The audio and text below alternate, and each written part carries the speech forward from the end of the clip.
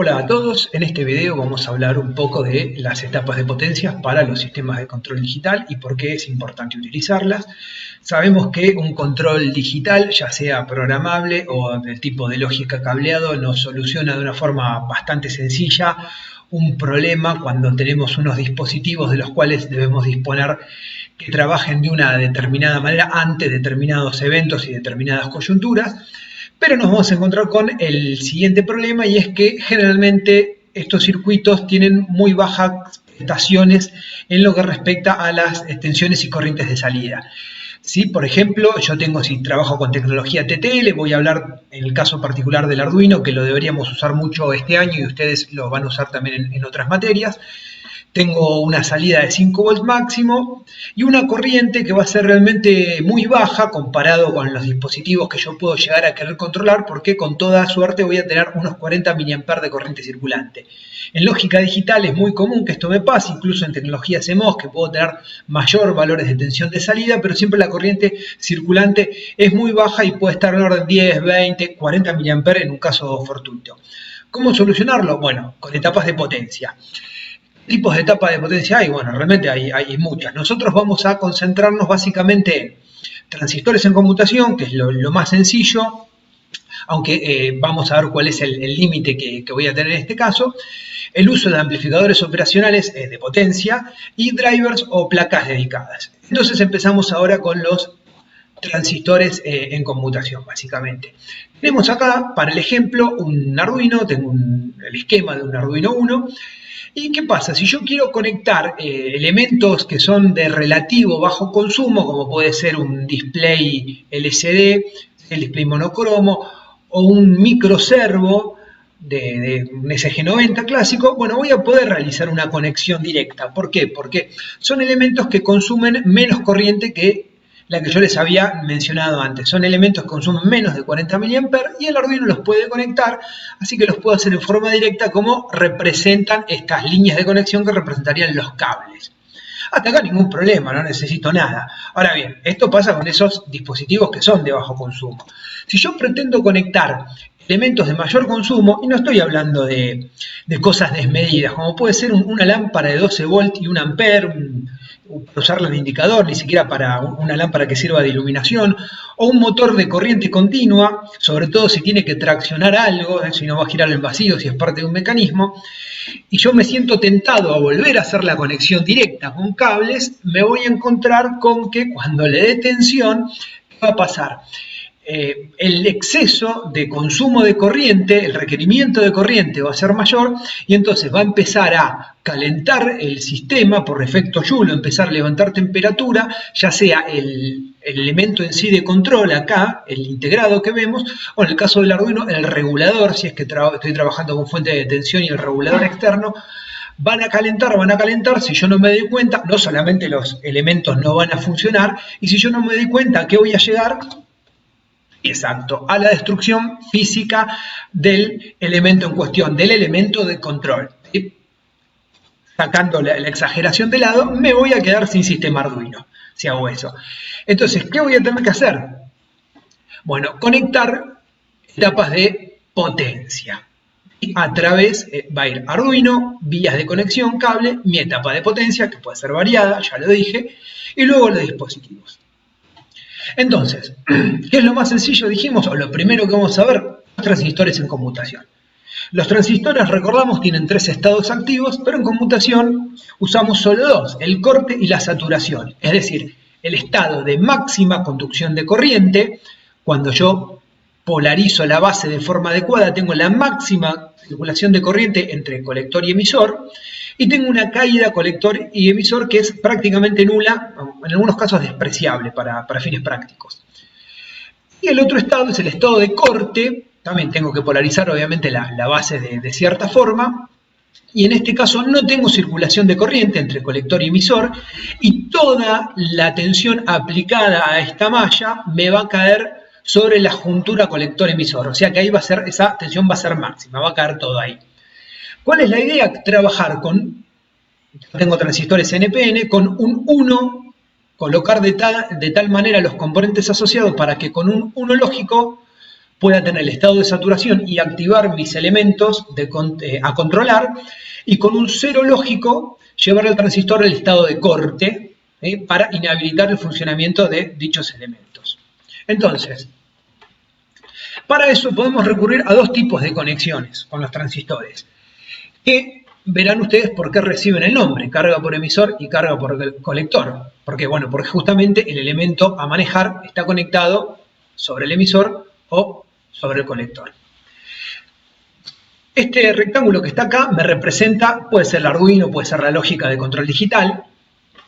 Entonces, y tengo una resistencia que por ahora figura de 1K, pero vamos a hablar después del valor de esta resistencia o de por qué es de 1K o si se puede alterar o cómo se puede calcular.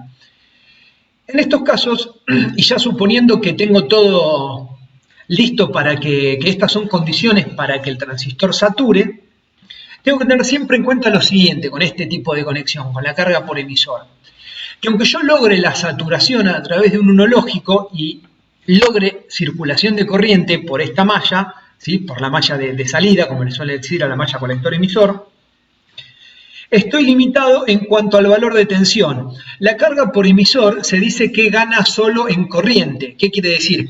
Que me va a amplificar el valor de la corriente eléctrica. ¿Por qué? Porque el transistor es esa la función que cumple, la amplificación de corriente eléctrica, pero no voy a ganar en tensión. De hecho, voy a perder un poco de tensión. ¿Por qué? Porque al estar el elemento a controlar sobre esta malla, o sobre la malla base emisor, sobre la malla de entrada, como lo llaman, si aplico la segunda ley de Kirchhoff, la ley de las tensiones, voy a obtener que la tensión en la carga, lo que figura acá, la tensión en la carga, va a ser igual a ¿qué? A la tensión de salida de este elemento, Bs, menos la caída en la resistencia de base, menos la caída de la juntura base emisor, que recuerden, si es un transistor común de silicio, es 0,7 volt. Entonces, es decir, que si yo tengo un sistema de control TTL o un Arduino que me entrega 5 volt máximo, acá voy a tener menos de 4,7, que son los 5 menos 0,7 y la resistencia de base. O sea que si yo tengo una lámpara de 12 volt, por más que el transistor me amplifique la corriente eléctrica, ¿sí? Que estos pocos miliamperes que yo tengo en la salida, que yo tengo en esta salida, se amplifiquen, la lámpara no la voy a excitar correctamente. Entonces esta carga me va a servir para cuando yo tengo elementos que son de menor consumo. Hay algunos motores que funcionan a 3,3 volt, ¿sí? Hay algunas lámparas que pueden trabajar, pero si tengo un elemento que además de pedirme mayor circulación de corriente, me pide mayor tensión, estoy obligado, siempre que hablando de los transistores, a la carga por colector. En la carga por colector, ¿sí? Tenemos esta disposición, y en este caso, cuando yo logro que el transistor sature, ya no me va a interesar lo que pasa en esta malla, voy a tener que, sobre la carga, voy a tener prácticamente toda la tensión de alimentación. ¿Por qué? Porque ¿qué voy a tener sobre la carga? Más B, la tensión de alimentación, menos la tensión de la juntura colector-emisor, que es esta que está acá.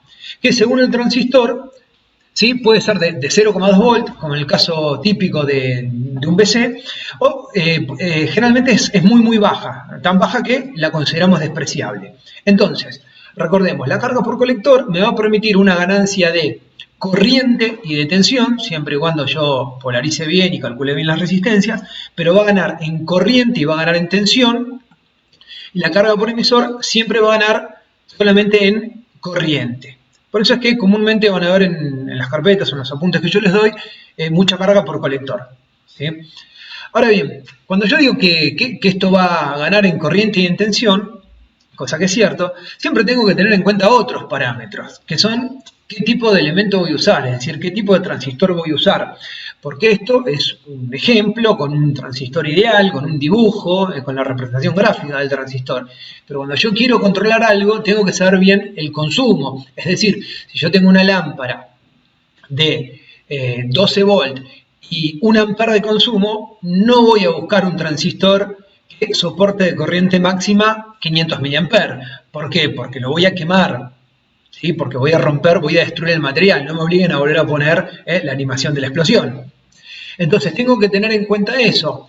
¿Sí? Siempre, bueno, ¿cuáles son los parámetros más importantes que yo debería tener en cuenta con un transistor? Bueno, Sin lugar a duda, la corriente máxima. ¿Sí? Que en los manuales le va a aparecer como IC máxima, IC de saturación, como está acá, o simplemente les va a aparecer como IC, y de colector. ¿Sí? Tengo que tenerlo en cuenta porque, como les dije antes, según el dispositivo que yo voy a controlar, el transistor que voy a elegir siempre tiene que ser un transistor que de corriente máxima soporte la corriente que me va a pedir mi carga, en lo posible que sea mayor. Si yo tengo un elemento que me pide 1 amper, lo ideal sería buscar un transistor no que sea justo de 1 amper, sino que trabaje un poco más. ¿Por qué? Porque tengo un factor de riesgo al estar tan al límite. ¿Qué otro factor importante? Bueno, evidentemente la tensión colector-emisor máxima, que también le va a aparecer como BCmax en la hoja de datos o como BCE. También les puede aparecer como BCE de corte. ¿Por qué de corte? Porque ¿cuándo voy a tener acá la máxima tensión? Cuando el elemento esté en corte, no hay conducción de corriente eléctrica y toda la tensión de alimentación va a caer acá y no en la carga. Entonces, si yo tengo un elemento que necesita 24 volts y va a ir conectado esto a una fuente de 24 volts, no puedo usar un transistor que tenga de tensión colector emisor máxima 5 volts. ¿Por qué? Porque cuando caigan los dos hacia acá voy a destruir la juntura. ¿Sí?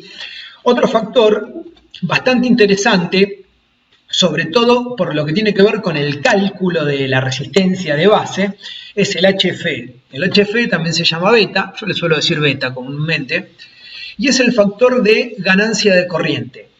Es la relación, directamente el cociente, entre la corriente colector y la corriente de base. Es un número dimensional y me dice cuántas veces el transistor es posible amplificar esa corriente. Es decir, si yo tengo un transistor con beta 100, me dice que puede amplificar 100 veces la corriente de base dentro de ciertos parámetros. ¿Por qué digo esto?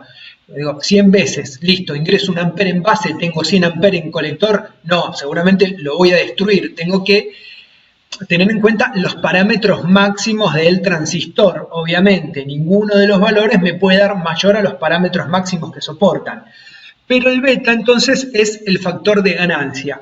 Y esto me va a servir a mí, sobre todo para evitarme hacer un cálculo. Cuando yo uso el transistor en corte y saturación, o sea, no en la zona activa, la resistencia de base, si soy bastante astuto en la elección del transistor, puedo obviarme el cálculo. ¿Por qué? Si elijo un transistor de beta elevado, que tenga un HFE bastante grande, como puede ser un BC 548, un 337, que tienen un beta que arranca un beta típico que arranca en los 400, o sea, 400 veces el factor de amplificación, o, llegado el caso, puedo usar algún TIP 122, un transistor tipo Darlington. Para los que se pregunten qué es un Darlington, es esta configuración de transistores, ¿sí? Que suele venir en un medio encapsulado. Un Darlington clásico puede tener un 1000 de beta, ¿sí? ¿Qué ventaja tiene elegir el HFE elevado? Bueno, por ejemplo, si yo no quiero hacer ningún cálculo, si yo sé que conecto un motor que necesita 500 mA de corriente, bueno, yo acá sin mucho cálculo de resistencia de base, yo les puedo asegurar que poniendo una resistencia entre 1K y 10K, ese transistor va a saturar.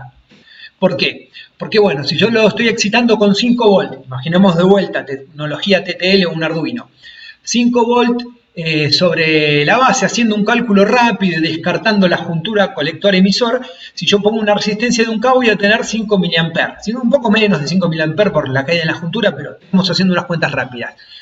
Si pongo un BC con un beta 400, si hago la cuenta de esos 5 mA por 400 me va a dar 2 A. Bueno, el transistor el BC no permite circulación de 2 A porque se quemaría mucho antes. Pero esos 2 A que tampoco me lo pide mi motor, que dije que necesitaba 500, me da la pauta de que si yo necesito 500 mA y ya mi cuenta de multiplicación de beta, de IB por beta, me da mucho mayor, eso me asegura que el transistor va a saturar. Y no tengo que hacer ninguna cuenta más. Ya estoy seguro de que voy a tener saturación. Entonces, si nosotros usamos, como les dije antes, para un sistema de control digital, un BC de ese estilo o un TIP, no hace falta ponerse a hacer ningún cálculo, pongo una resistencia entre 1K y 10K y vamos a tener la seguridad de que ese transistor nos va a saturar y vamos a poder controlar el elemento en cuestión. Ahora bien, los transistores me sirven para este tipo de cargas que yo voy a denominar simples. ¿Por qué simples? Porque la circulación de corriente es en un solo sentido, puedo decirle simples o unidireccionales. Si yo quiero controlar algo como el giro y contragiro de un motor de corriente continua, me voy a encontrar con que con un solo transistor al menos no puedo operar.